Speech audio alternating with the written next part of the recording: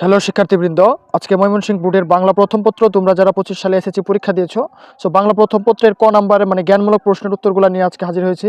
তোমরা 11টা প্রশ্নের ক নাম্বারের অ্যান্সারটা আমার এই ক্লাস থেকে পেয়ে যাবে।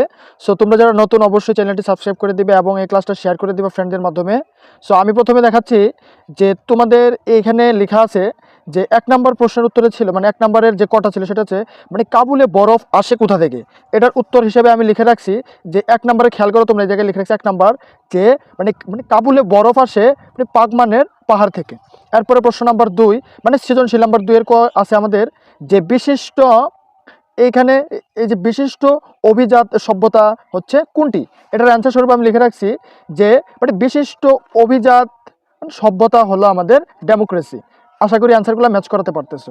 এরপরে আমি যদি যাই প্রশ্ন নাম্বার 3-এ, প্রশ্ন নম্বর 3-এ তোমরা একটু খেয়াল করবা যে এখানে যে সৃজনশীল 3-এ আছে যে মিষ্টি যেন গুড়, আচ্ছা বলা হয়েছে কোনটিকে। এটার অ্যান্সার হিসেবে আমি লিখে রাখছি যে মিষ্টি যেন গুড় অর্থাৎ আমের জারানুকে বোঝানো হয়েছে, অর্থাৎ আমের আচারকে বুঝিয়েছে।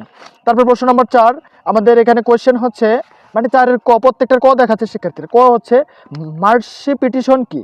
মার্সি পিটিশন কি? মার্সি পিটিশন হলো শাস্তি থেকে অব্যাহতি চেয়ে আবেদন। আশা করি বুঝতে পারছো। প্রশ্ন নাম্বার 5, প্রশ্নগুলো আমি একটা লিখি না, এখান থেকে দেখাচ্ছি। প্রশ্ন নাম্বার 5-এ লিখে রয়েছে যে সনেটের অষ্টকে কি থাকে।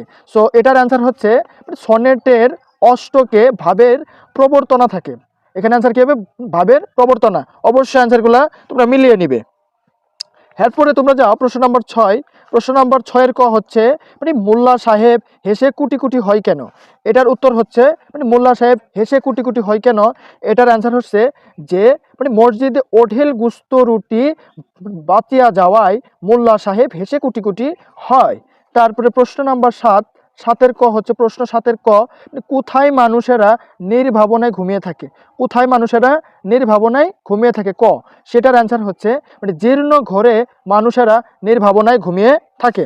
আচ্ছা, এরপরে প্রশ্ন নাম্বার 8। প্রশ্ন নাম্বার 8 হচ্ছে আমাদের, তোমরা খেয়াল করো যে প্রশ্ন 8-এ আমি যদি দেখাই, প্রশ্ন 8-এ লিখে রাখছে যে কিসের শব্দে শাহাবুদ্দিন ভয় পায়। শিক্ষার্থীরা এই অ্যান্সারটা আমি বের করতে পারি নাই, তোমরা যদি জেনে থাকো অবশ্যই কমেন্টে লিখে দিবা আমি কিসের শব্দে শাহাবুদ্দিন ভয় পায়, আমি অ্যান্সারটা লিখি নাই।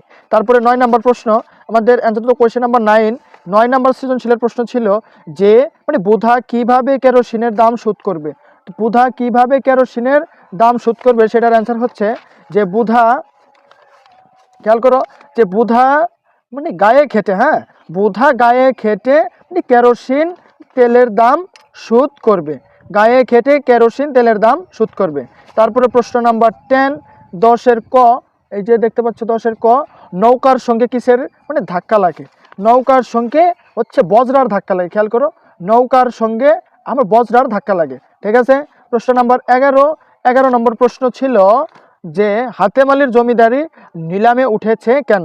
এটার অ্যান্সার হচ্ছে খাজনা বাকি পড়ায় কারণে সূর্যাস্ত আইন অনুসারে হাতেম আলীর জমিদারি নিলামে উঠেছিল। আশা করি শিক্ষার্থীরা বুঝতে পারছো। সো এই ভিডিওটা যদি ভালো লাগে অবশ্যই লাইক করবা এবং আমাদের ইউটিউব চ্যানেলে সাবস্ক্রাইব করে দিবা। ধন্যবাদ।